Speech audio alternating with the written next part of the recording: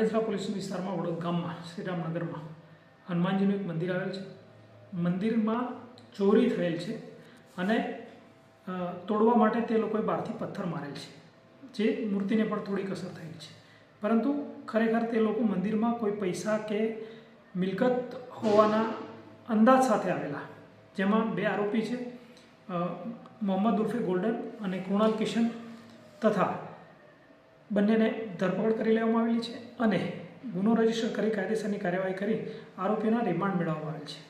આરોપીઓ ગુનાહિત ભૂતકાળ ધરાવે છે, જેમાં તેમના વિરુદ્ધ મારામારીના તેમજ ચોરીના પણ બનાવો નોંધાયેલા છે, જે આધારે તેઓની ધરપકડ કરી છે અને કાયદેસરની કાર્યવાહી કરી છે।